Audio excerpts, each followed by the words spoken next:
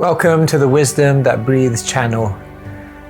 Across all our platforms, we try to share wisdom which is relevant and accessible to everyone. But on this particular platform, we go deeper into some of the ancient principles found within the scriptures. If you find some of the terminology difficult or inaccessible, then go over to our Keshava Swami YouTube channel where you'll be able to find other content which is perhaps more relatable. Thank you and enjoy the wisdom that breathes. Thank you so much to everyone for coming this afternoon. It's really my honor to be with you. And thank you for the introduction. I wrote that introduction myself, actually. It's good, you can write your own introduction. But yeah, what's in an introduction? Actually, we're all just spiritual beings. We're all souls. When I was born, my parents gave me the name Sandeep. And which is kind of a good name actually, because deep means light, and sun as a Sanskrit prefix means complete, like Sangha or Sankirtan. So Sandeep literally means complete illumination. That's kind of a good name, you know. And when I joined the Hare Krishna movement, I became Bhakta Sandeep. And then later on, I took an initiation and I became Sutapadas. And nowadays I walk around the world and people call me a Swami. So I don't know, behind all of these names, which are all beautiful in their own ways, is just another human, just another soul in a human's body, trying to find Krishna, trying to find happiness. So I don't come in front of you as someone, especially elevated. But perhaps I picked up some things along the journey, as all of us have. And in that journey, we can try and share it with you. So it's a beautiful thing. We come to Krishna consciousness and our life changes, isn't it? Wouldn't you agree? Yes. Did you plan to get this involved in Krishna consciousness when you began? I was like, how did I end up here, We came, it was a nice thing, the devotees were nice, the prasadam was nice, and they were kind of like very nice, and they said, don't worry, you don't have to change your life. Just chant Hare Krishna. And then, what can I say? Life changes.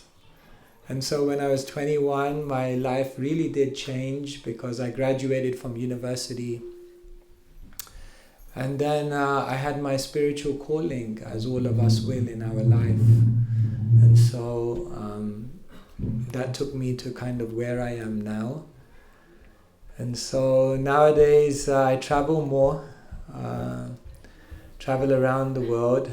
And it's a great fortune actually. It's the life I always wanted. And Krishna is very kind, and we all have the opportunity to make the life that we want. Of course, sometimes we look at our lives and feel like it's limitation. It feels like I really want to do so many things, but I'm limited in my life. But actually, if we pray to Krishna and if we're sincere, then Krishna, he can change anything around, and we can make our life what it can and should be. The beautiful thing about the Bhagavad Gita is Krishna is explaining to us where you are doesn't determine who you are. And so sometimes we look at ourselves and where we are in our life and we think, no, this is not where I want to be. But it's okay. Where you are doesn't determine who you are. At any moment you have the power to say, this is not how the story is going to end.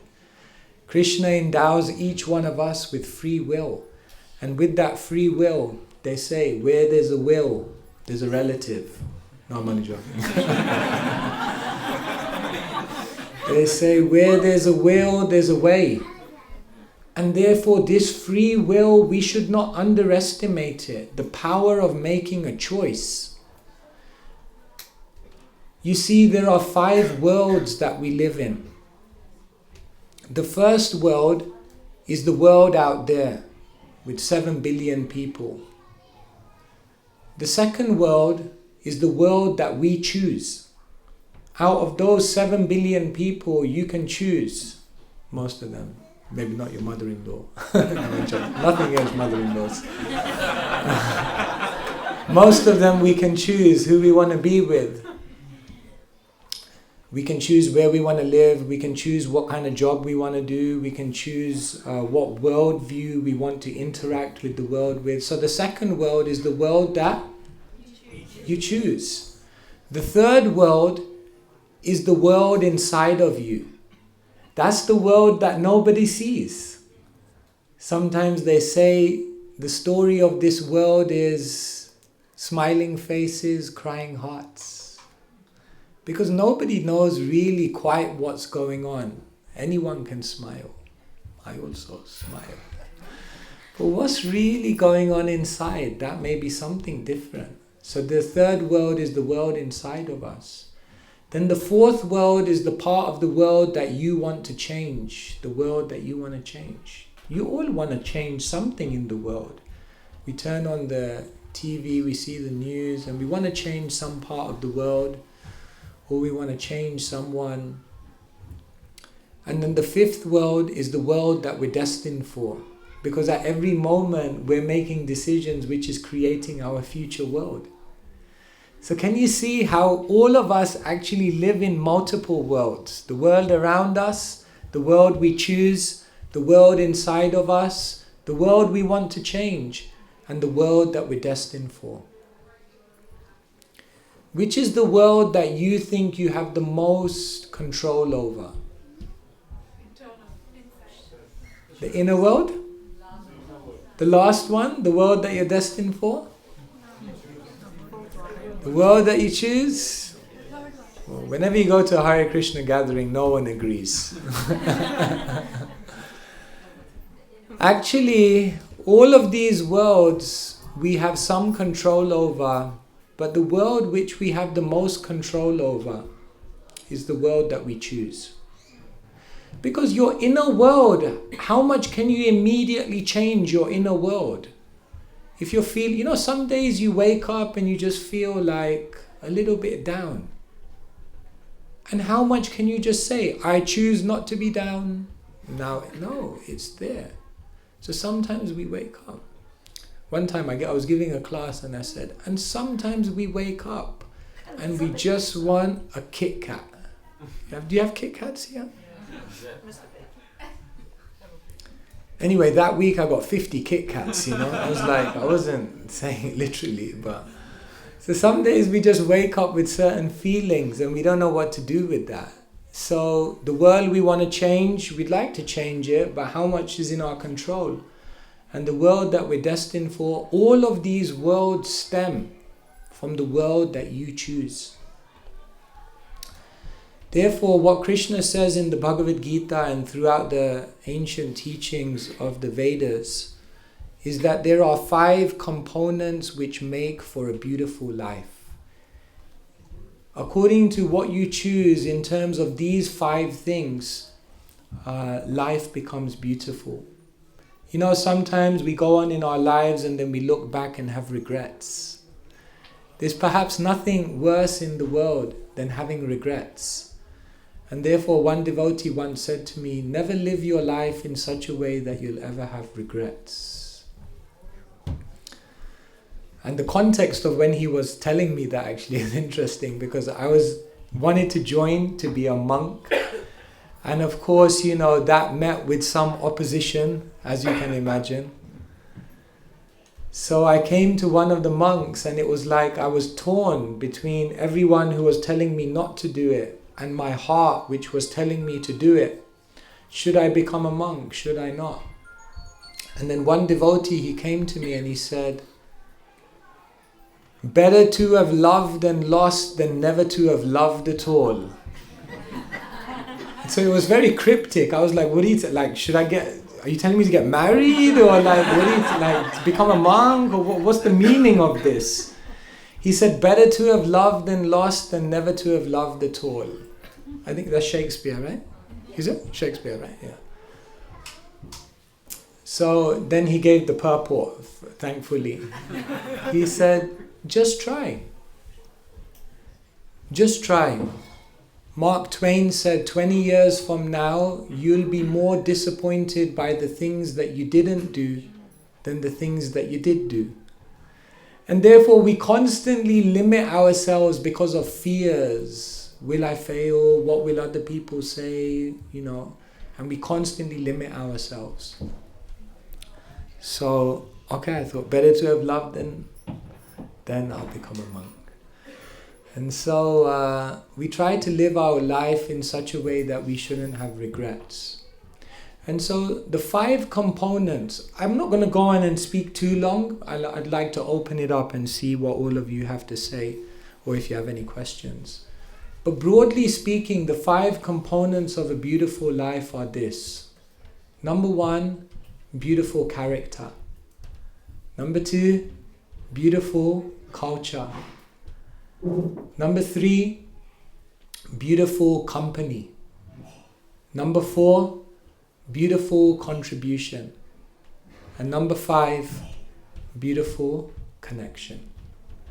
If somehow or other we can incorporate these 5 things into our life, then what we will actually begin to see is how our life just becomes so beautiful. The first thing is beautiful character. I want you to close your eyes just for a minute and think of someone who really, really inspires you. You can do that. You can close your eyes. Don't worry. I'm not going to throw something on you or something. Think in your mind's eye, can you picture someone? Picture them in your mind. Someone who's really inspirational to you. And if you were to sum up in one word, why are they so inspirational to you? What would that word be? Yeah? Picture that person and visualize that one word. Yes, please share with me. Dedicated. Compassionate. Humble. Tolerant. Surrendered. Obedient. Oh, we like people who are obedient. Intense. Service attitude. Loving. Kind. It's amazing, isn't it? You don't remember someone for their achievements, but what you remember them for is their character. It's interesting. So much of our lives we focus on achievements, getting things done, percentage in an exam, position in a ranking, popularity on social media, power in an organization, prestige in a society. We measure ourselves so much by numbers. Einstein once said, everything that can be counted doesn't necessarily count. And sometimes the things that can't be counted count for more. So character is very, very important because most people in this world have a to-do list, but very few people have a to-be list. So one thing that Benjamin Franklin, he did is that he listed all the qualities that he would want to be remembered for. And he used to write them up and put them on his wall, and every day he would look at these qualities and he would say, these are the qualities I want to be remembered for. And therefore in all of his decisions, in all of his interactions, he would always try to do it with those qualities. So one time at the end of his life, towards the end of his life, someone came and looked at his list and said, did you manage to do it? So he went through the list and he said, yeah, I managed. But the 13th quality, I couldn't manage that one. So the person looked, number 13, which one was that? And that one was humility. And so Benjamin Franklin said, all of them I managed, but humility, I didn't manage that one. And his friend said, if you had thought you managed it, then you hadn't managed it. So actually, humility is the one quality that if you think you have it, you don't have it. And that if you think you don't have it, then there's a good chance you do have it. And so Benjamin Franklin was pacified by that. Friends, the first thing I want to encourage you is think about the character. Don't just get things done in this world. Think about how much character and presence and sensitivity with which you get it done. Because ultimately, that's what will make a difference in your relationships. The second thing is beautiful culture. Basically, we are whatever habits and whatever lifestyles we create for ourselves. So if we create beautiful culture, the way we navigate our day in this world, the habits that we form, if, for example, we really take advantage of the morning time and live with that kind of culture and lifestyle, that my culture is that I don't do anything in this world until first I've connected with God, with divinity, with Krishna, then this kind of lifestyle and culture will actually help you to achieve what we really want to achieve in this world. In the corporate world, they have a saying, culture eats strategy for breakfast. Culture eats strategy for breakfast. More important than a corporate company's strategy is their culture. Because even if you have a great strategy but you have no culture, then nothing will sustain. And so even in our own personal lives, culture always trumps everything else. How you get things done. The third thing is company. Who you surround yourself with is incredibly, incredibly important. They say if the people around you don't inspire you to dream more, do more, be more, envision more, then the people around you are not a circle of friends, they're a cage. They're a cage. So oftentimes we don't surround ourselves with people who can actually empower us. See, when we're sitting here and we tell people associate with devotees, it's not like we're some fanatic cult, like now you're on the inside, don't speak to anyone on the outside. It's not in that spirit. But what we're saying is surround yourself with people who will inspire you to be more, to do more, to dream more. In your life, you know what one of the greatest gifts you can have is someone in your life who has more faith in you than you have in yourself. And spiritual people are like that. They can say, you can do it. Why not? You should think about this. And then you think, maybe I can. You know, in this world, all of us lack confidence. Isn't it? Would you agree? I lack confidence, for sure. But then what happened is the devotees came and they whispered in our ear, you can do it. And that's all it took. Hanuman, he could jump all the way across the ocean. But only after someone whispered in his ear, you can do it. Oh, I remember the ability that Krishna has given me by your words. That's the power of spiritual company. You know, if I'm honest with you, I never came to the Hare Krishna movement to have friendships. When I became a monk, I was thinking it's me, God, and goodbye to the world. That was my kind of thinking, you know, like I'm moving away from all these things. And then I came to the Hare Krishna movement and every other class was about relationships. I was like, what are you guys talking about? Like, what did I sign up to? I don't want relationships, like me and God. I'm done with all these people here. They were like, no, you need relationships. Now, if you ask me, what's my greatest wealth in my life? I will tell you hands down, the greatest wealth I have in my life is my friendships with others. That is what makes it. Everything else we don't have the strength, but when you have good friendships, anything's possible. So the third thing is beautiful company. The fourth thing is beautiful contribution. You know the sure formula for a boring life? One which begins and ends with I, me and mine. If it's all me,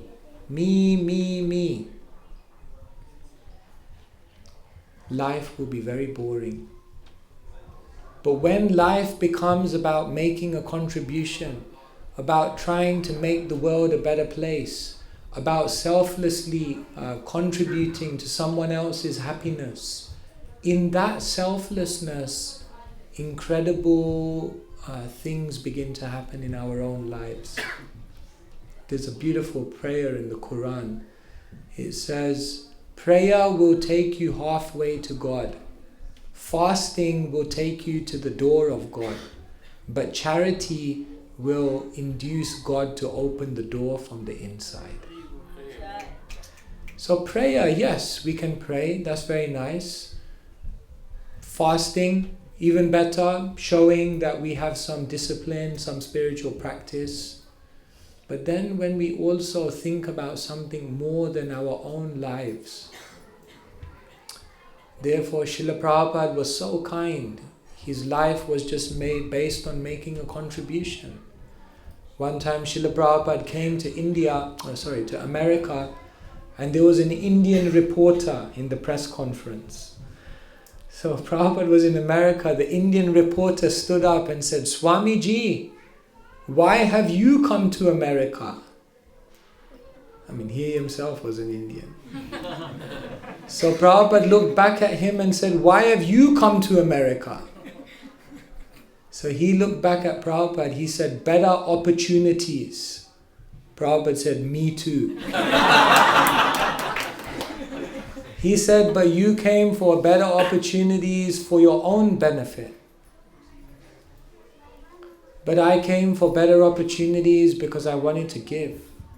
I wanted to serve.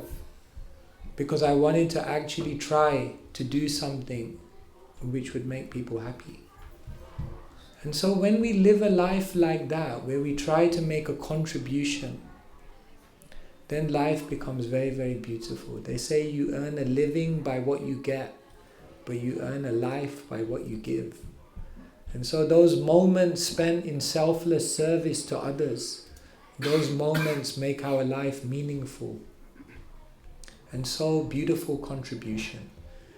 And the final thing, and perhaps the thing which underpins everything, is beautiful connection. Because ultimately all of us are looking for our long lost friend. And that long lost friend is Krishna. Krishna is so much eager to have a relationship with us. And I was mentioning this the other day that I was so impressed with the devotees because when they talked about Krishna, they talked about Krishna as though he was like their friend. They were like, Krishna's playing a trick on us. Maybe Krishna's telling us something.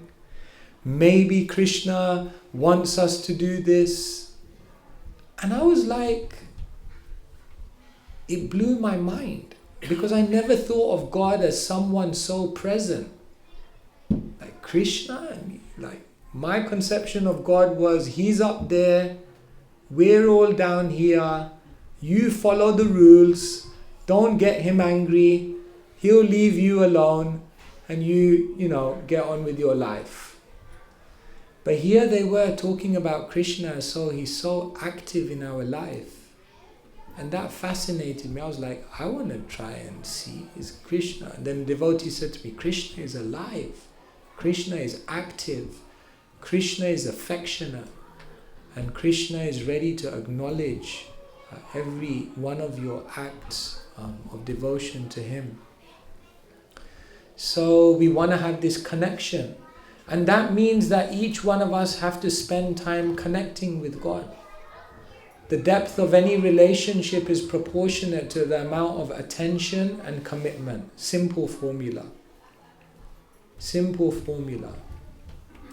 Think of any deep relationship you have in your life is because there was attention and there was commitment. So if one wants to have a deep connection with God, if one wants to perceive, yeah, Krishna is playing a joke on me. Yes, Krishna is telling me. You can perceive that right now. But there must be attention and there must be commitment. And therefore Krishna consciousness is not hard, but what's hard is the everyday principle. The everyday principle. Madhvacharya, he says, I don't judge a person by how much they can do in one day. I judge them by what they do every day.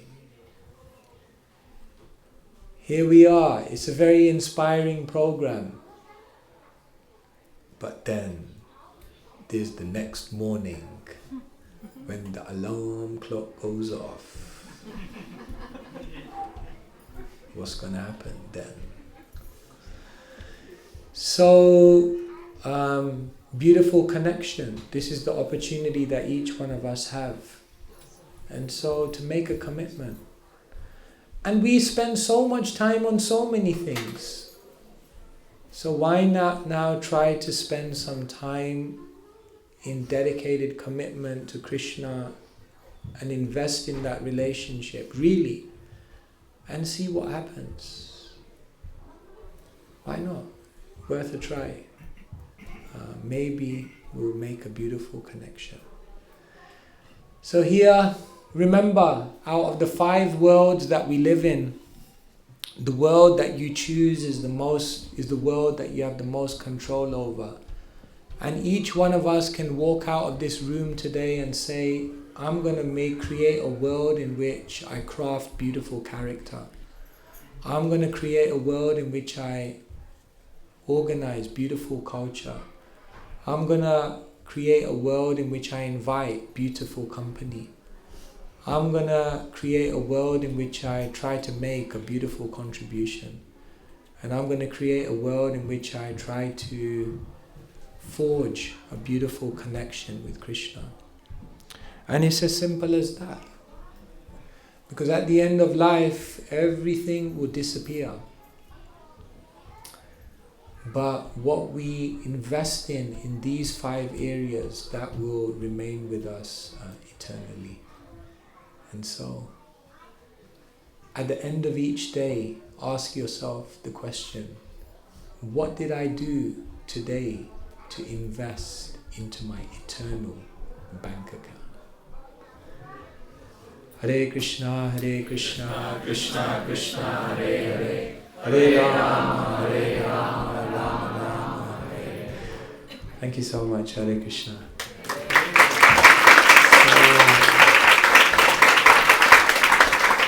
So sometimes it's kind of like this, we come to a program and I didn't come with anything specific. And somehow or other I came here and this is what I wanted to share with all of you. So I hope some of it was useful. How are we doing for time? Would anyone like to ask any questions, or if you have any contributions, then be free. Yes? Okay, 1, 2. I don't know if we have a roaming mic, do we? Or not? No, okay. You can speak and then I'll repeat, yeah. Thank you. First, the nice class. For me, it was relatable to today because, sometimes I find we do a lot of kirtan and everything, and I would like to know, what would be the difference between, how could you describe it, a kirtan that we do for fun, for our own pleasure, and this is unconscious sometimes, and the kirtan that we do for the pleasure of the Lord, what would be the different symptoms and what would be the different results, if you can describe that, please. Thank you so much. So nowadays we do activities, maybe for example like kirtan, And how do we do it in such a way that it's really a devotional offering to Krishna? The first thing to understand is that these activities are so powerful that even if sometimes they're done unconsciously or neglectfully, even sometimes, they still have great benefit. There's a verse in the 6th canto, Shanketyam parihasyam vaishtobam helanameva va Vaikunthanam agrahanam asheshaga karam vidum. That the holy name of Krishna is so powerful that even if chanted neglectfully, jokingly, even if chanted to indicate something else, still ashesha agha, it can remove many, many sins. So the holy name of Krishna is like Chintamani, it's the touchstone. Therefore, it has an effect. My own spiritual master, he tells the story of how he was living someone before he was a devotee in Amsterdam. He was living with someone and she had a dog and the dog's name was Krishna. And somehow this dog would run out every night, and so she would tell him, go and find the dog. So he would be running in the streets of Amsterdam saying, Krishna, where are you? Krishna, come home. Krishna, Krishna. It had its effect. However, when we chant with intention, when we chant with attention, and when we chant with proper character, then that kind of chanting touches Krishna's heart in a different way. The intention of chanting is to please Krishna. The intention of chanting is to really cry to Krishna, to be engaged completely in His service. And therefore, when we're chanting, somehow or other, we have to take the attention away from ourselves, and we have to try to really connect with the object of that chanting. And then chanting requires one to be fully attentive. So another way to see it is that the hand, the head and the heart. The hand means you do it. You get your hand on a bead, so you participate in the kirtan. The head means you understand what you're doing and why you're doing it. And the heart means you do it from a deep space of surrender, without trying to bring attention to oneself, but rather to do it in the spirit of really connecting with Krishna. So that takes time. So we should never stop chanting. Even if we feel that we're chanting offensively, scriptures tell us, Nama parada yuktanam haranteva haram rakam. That even if you feel you're chanting offensively, still continue chanting, but increase the quality. So the hand, the head and the heart. Do it, number one. Number two, do it understanding the nature of the activity. And number three, do it from a deep space in the heart. Indradina Maharaj once said, all we're doing, all of our service, all of our study, all of the austerity that we're doing, everything we're doing in spiritual life is just so that one day we can sit in one corner of the room, chant one name of Krishna, and experience one genuine teardrop fall from our eye. If you come to that point, job done. So, Eka Krishna Nama Kare Sarva Papa Kshoy. One name of Krishna is enough. But it may take a lot of names to get to that one name. So, yes, the hand, the head and the heart. Some thoughts. Hope that helps. Thank you. Thank you for the lecture. I had a question on how could we develop faith in Krishna in like the 9 stages of bhakti? How could we develop or strengthen the first stage, Shraddha? So how can we increase our faith in Krishna? So I was mentioning this morning also in the class that there are 3 building blocks of faith: philosophy, people, and practice. So you see, Shraddha, Jiva Goswami explains what is actually Shraddha. Shraddha means faith. But what faith in what? So what do you think? Shraddha means faith. But he says the highest quality of faith means faith in what? What do you think? Krishna? Shastra. Actually, he says Shastriya, Shraddha. Everyone has faith, but everyone has a different quality of faith.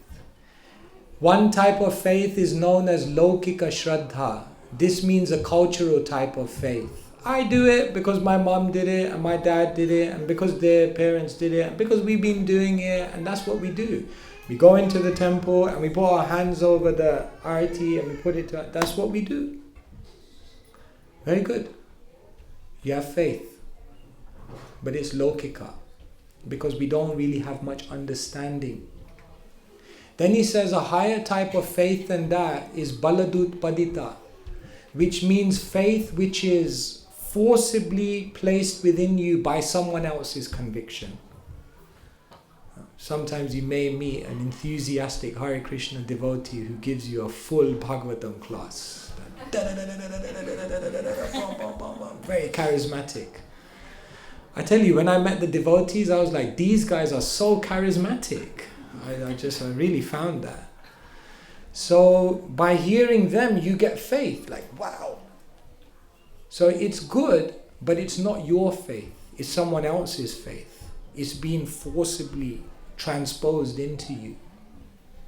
But then Jiva Goswami says higher than that is Shastriya Shraddha, which means, or Svabhaviki Shraddha, which means natural faith that comes from understanding what we're doing here.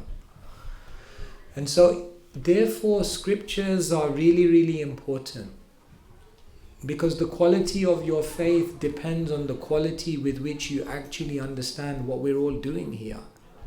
And that comes from the scripture. So those people, you will see, note, those that have faith in scripture and knowledge of scripture, it doesn't mean you have to become a scholar and know like all the verses and all of that, but it means you have to deeply understand the principles. Anyone can do that. So philosophy and then people, I already mentioned, have good company. And practice, just serve Krishna and see that Krishna is alive. You know, when I came to the temple, I said to one devotee, I'm not sure if Krishna exists. And he said, we're not trying to convince you Krishna exists. I was like, okay.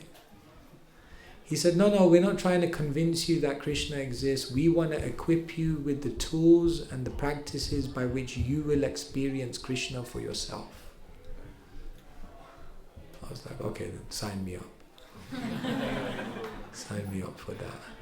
Yeah, we want to really see Krishna. We want to experience Him. But then you have to do something for Krishna. So we have to talk to Krishna. We have to spend time with Krishna. His Grace Purijan Prabhu does a nice seminar. Alone with Krishna. Alone with Krishna. My mind is going crazy. Yes, but if you spend time alone with Krishna, then your faith will increase, because Krishna will talk to you. Krishna is available, but we have to open our heart. Is that okay? Thank you. Maharaj, I have a question.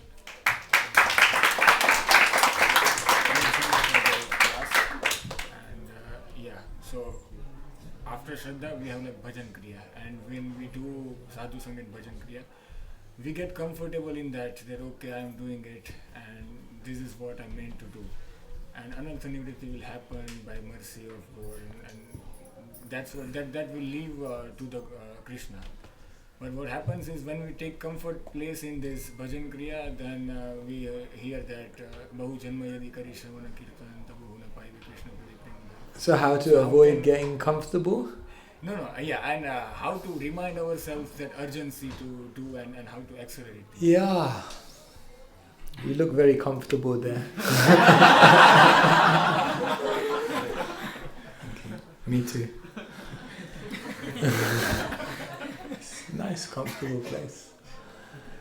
So the tendency in this world is to become comfortable. Yes, I have my rounds that I do, I have my reading, I have my life, and everything is nice.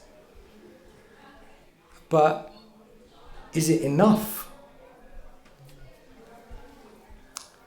See, Krishna, do you think Krishna wants you to be comfortable or uncomfortable? Uncomfortable?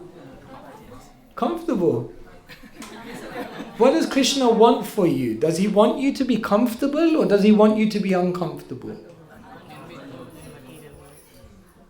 Hopefully Krishna wants us to be comfortable, otherwise we're dealing with someone who's like really... Krishna actually wants you to be comfortable. But Krishna wants you to be comfortable in spiritual consciousness. So what happens is in the beginning of our life, we're comfortable in material life. So what does Krishna do? He comes in and he messes it all up. Why are you messing my life up? Because Krishna is saying, I want you to be comfortable, but you can't be comfortable in material life. Therefore, I'm making you uncomfortable. Then what happens is we come to spiritual life, and then what happens is we get comfortable in spiritual life. So is it bad to be comfortable in spiritual life?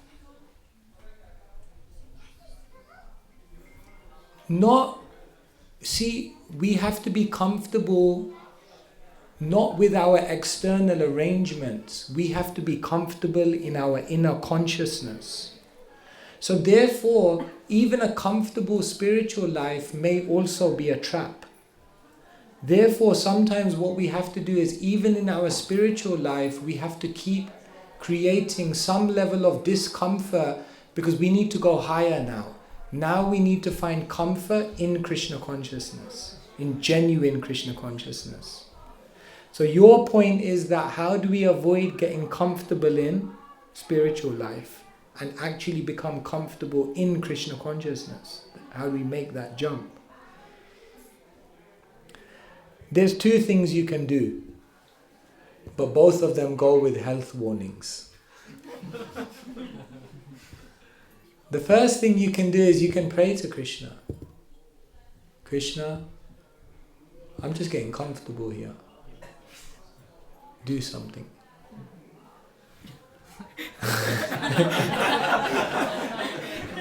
It's up to you if you want to do that. Tomorrow I'll be gone from Toronto and you'll have to deal with it. But you can pray to Krishna. Kunti Devi does. Vipada shantu tah shashvat tatra tatra jagat guru bhavato darshanam yachyat apunar bhavadarshanam. Krishna, send me more and more calamities. Yes, because when calamities come, I see you. And when I see you, it means I don't have to see this material world again. So you can pray. Do you want to know option 2? It's like, is there an easier way than that one? The other way to make sure you don't get comfortable in spiritual life is to have someone in your life who's pushing you.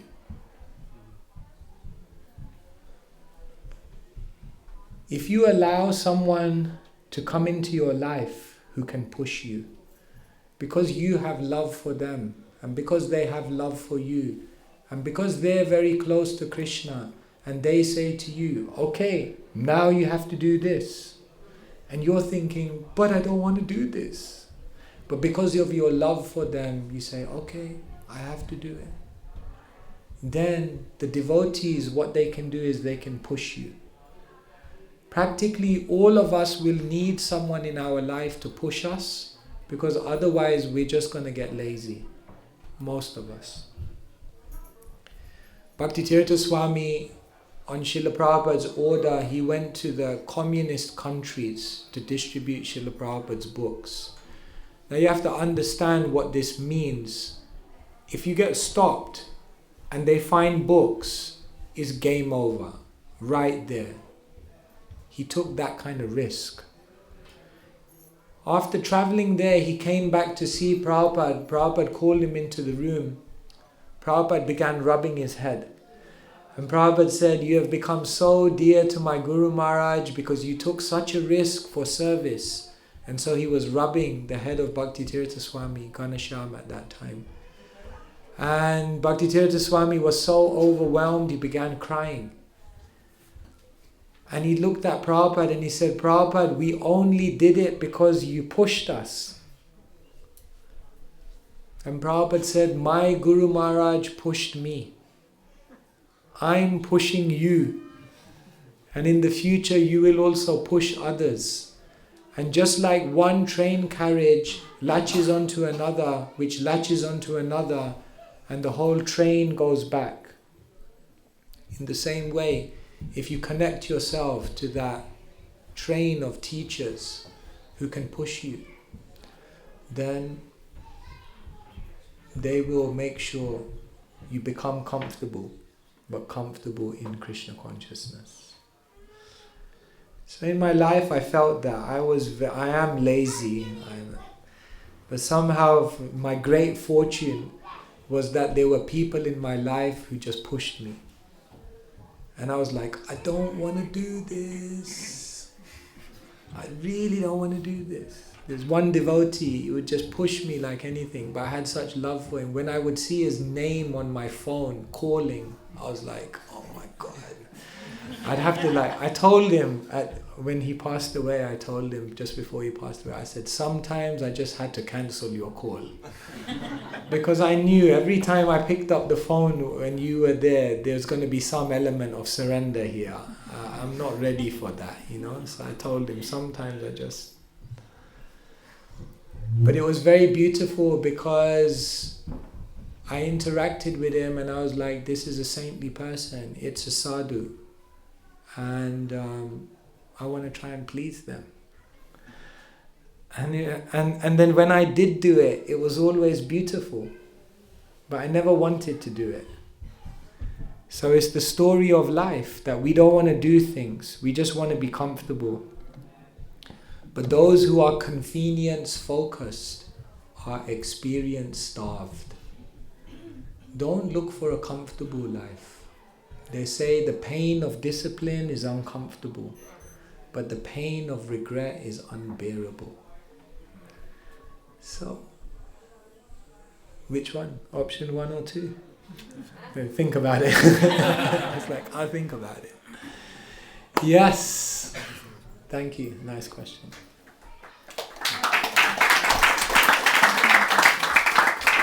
Can you just elaborate a little bit more on how about when people are in Krishna consciousness? Krishna consciousness? They're not on the shore, they're not on the deep end, they're like on the surface. On the surface, to go deep in? How do you go deep?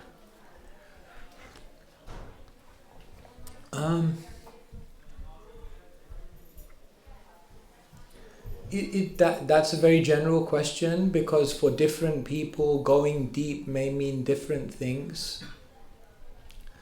Broadly speaking, like I said, there are certain things which make for a substantial spiritual life. Your sadhana, your service, your sangha. We can say those 3 primary things. So sometimes devotees are very good in their service. They do a lot of service. Whatever you want them to do, practically they could stay at the temple till midnight and carry on serving. They love it. But then they find it hard to put their hand in a bead bag. And then you find those who can chant all day. But then if you ask them to do something, it's like, oh God, they're not the first person you're going to come to. The service attitude is a little bit lacking. And then sometimes we have both of these things, but we don't have Vaishnavas in our life who we have deep relationships with. Krishna Bhakti Janma Mula Hoya Sadhu Sang. The root cause of the awakening of love for Krishna is substantial association with saintly people. So it's a fact. If you get close to saintly people, it's a fact. It's dangerous for your life. It's a fact. Therefore, most people like to keep a safe distance. I like these guys, but don't ask them too many questions. They might start telling you to do things. But if you let someone into your life, then they can do amazing things. So what does it mean to go deeper? We have to see, where am I lacking? Am I lacking in my Sangha? Am I lacking in my sadhana? Am I lacking in my service attitude? These are the components of a dynamic spiritual life, and available to all of us. So you have to do diagnosis.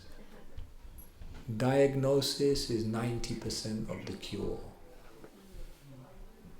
So I can tell you, do this, this and this, but it depends on where you are.